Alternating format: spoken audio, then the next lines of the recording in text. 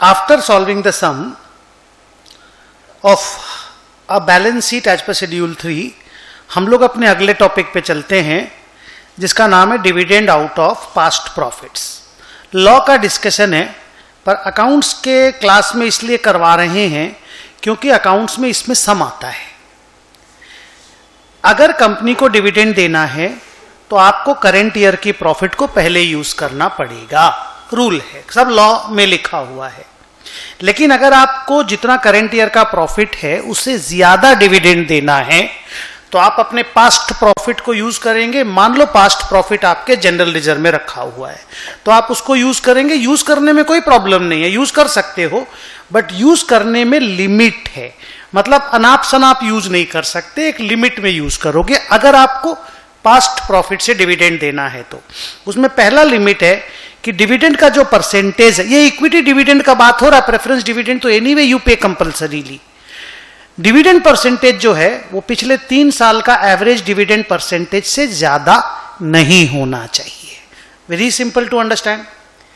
Past profit से यानी general reserve से जो पैसा आप लेओगे, शॉर्टेज वाला पैसा, भी मान लो करेंट प्रॉफिट आपकी 10 लाख की, आपको डिविडेंड 15 लाख देना है, तो जो 5 लाख रुपया आप जनरल रिजर्व से लेओगे, that should not be more than 10% of your paid up capital plus free reserve. यहां पे पेड अप कैपिटल में पेड अप इक्विटी और प्रेफरेंस दोनों है। मतलब आपकी कैपिटल और आपका फ्री रिजर्व मिला देने से जितना पैसा है उसके 10% से ज्यादा आप पास्ट प्रॉफिट से विड्रॉ नहीं कर सकते। एंड लास्ट कि रिजर्व में जो पास्ट प्रॉफिट है आपका, उसमें जो बैलेंस बचना चाहिए विड्रॉवल के बाद, that should not fall below 15% of your paid up capital.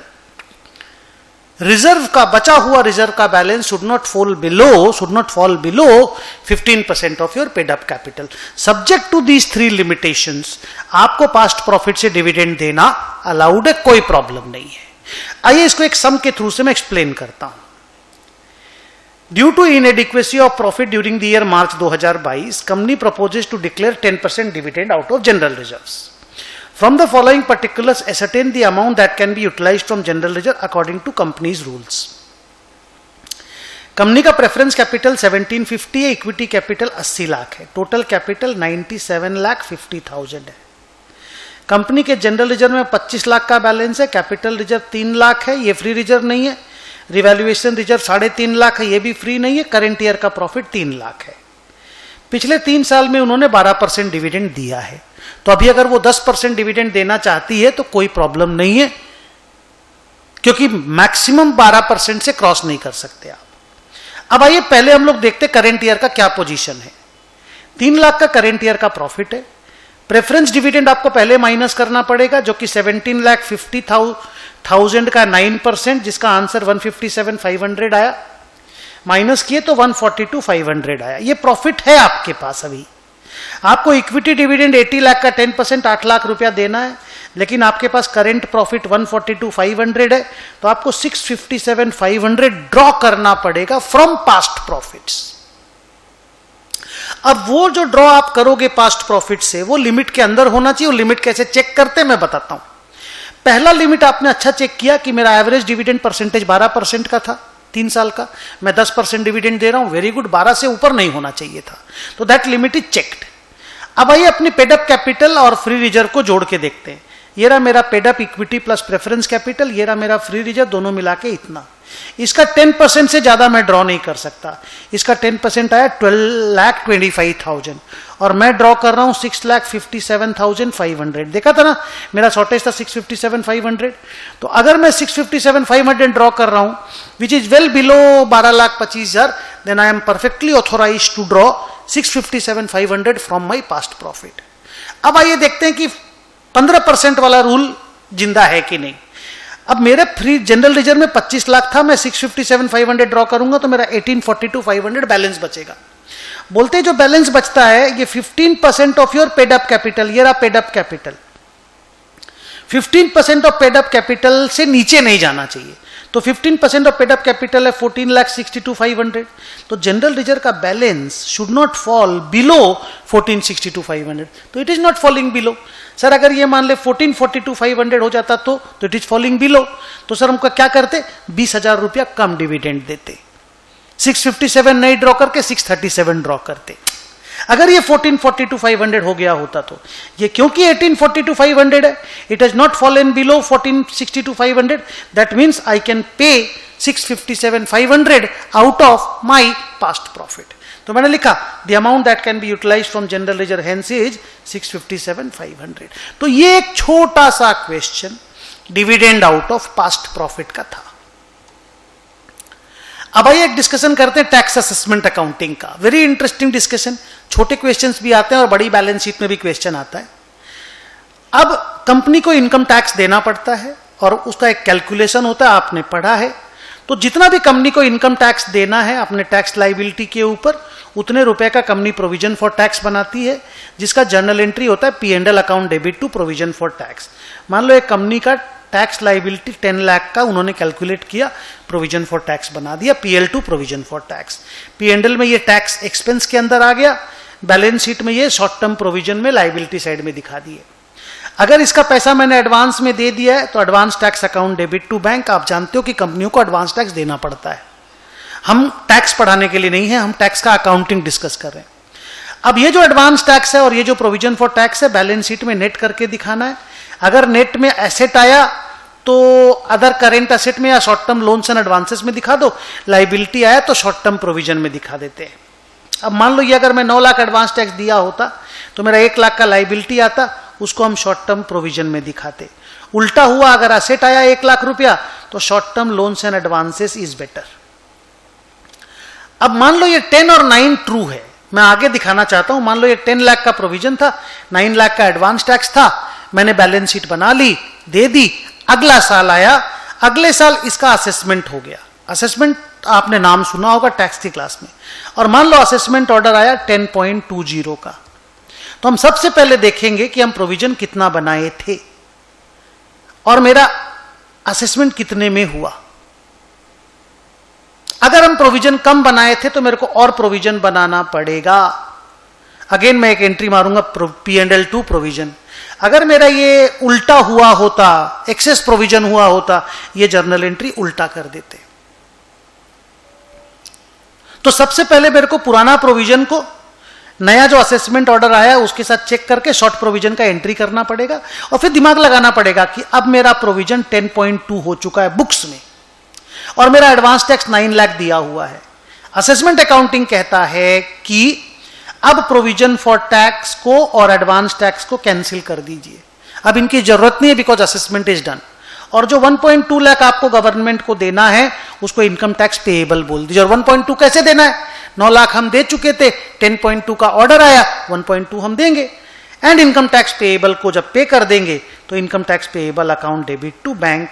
ये जो 5 जर्नल एंट्री है, प्रोविजन बनाने का, बोर्ड पे देखो, प्रोविजन बनाने का, एडवांस टैक्स देने का, शॉर्ट प्रोविजन को मेकअप करने का, एडवांस टैक्स और प्रोविजन कैंसिल करने का और इनकम टैक्स पेएबल को पे करने का, इसको कहते हैं टैक्स अकाउंटिंग।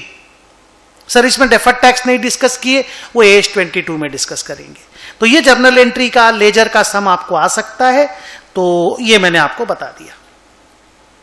अब आइए इस पूरे चैप्टर का last topic, that is point number 29।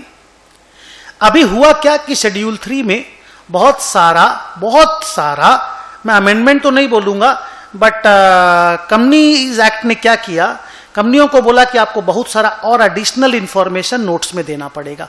मतलब जो नोट्स ऑन अकाउंट्स में आप फिगर वाला इंफॉर्मेशन देते थे ना, जो आप अभी सम बनाए थे उसमें आपने जिस तरह से इंफॉर्मेशन दिया था ना, वो तो आप देते ही हो, वो देते रहो।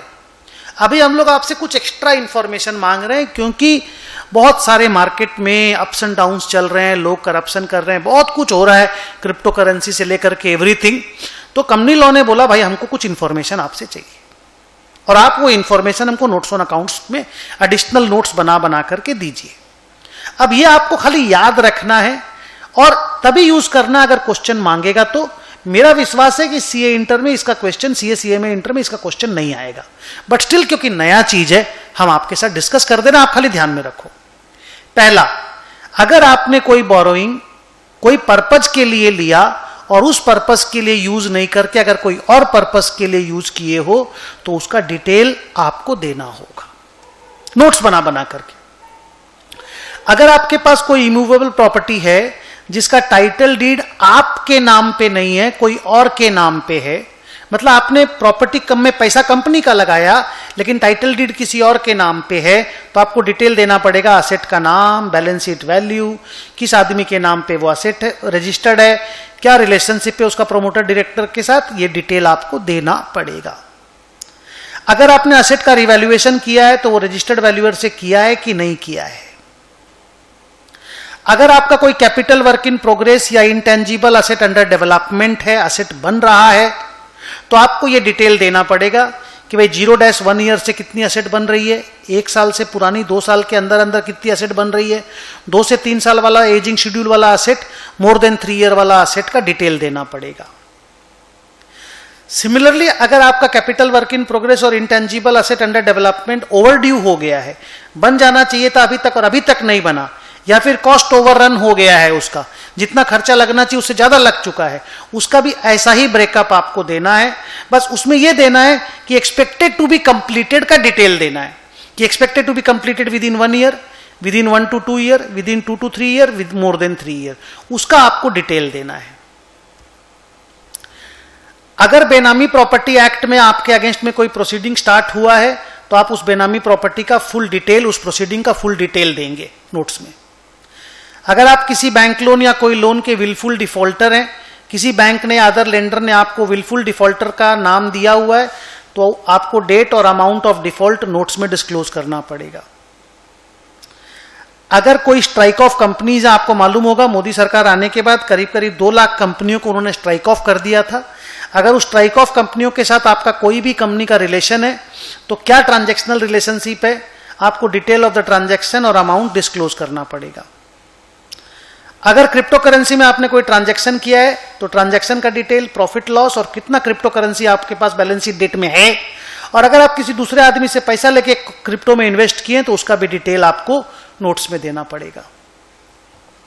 10 रेशियोज आपको नोट्स में देने पड़ेंगे, current ratio, debt equity ratio, debt service coverage ratio, return on equity, inventory turnover, receivable turnover, creditor turnover, etcetera etcetera etcetera disclose करना पड़ेगा। नोट्स में रेशियोज निकाल के देने पड़ेंगे। अगर आपके अगेंस्ट में इनकम टैक्स का सर्च, सर्वे या रेड हुआ है और आपने कोई इनकम डिस्क्लोज किया है जो पहले आपका डिस्क्लोज नहीं था, तो आपको कितना इनकम आपने डिस्क्लोज किया वो, और उसको आपने अगर अकाउंटिंग कर दी है तो आप कैसे उसका अकाउंटिंग किए वो आपको डिस्क्लोज करना है। तो ये एक नया चीज इंट्रोड्यूस हुआ है, मैं एक बार वापस से पढ़ के आपको सुना देता हूं कि भाई इतने इंफॉर्मेशन आपको डिस्क्लोज करने हैं, क्या क्या है, मैं एक बार खाली पढ़ देता हूं, आप फिर से देख लो।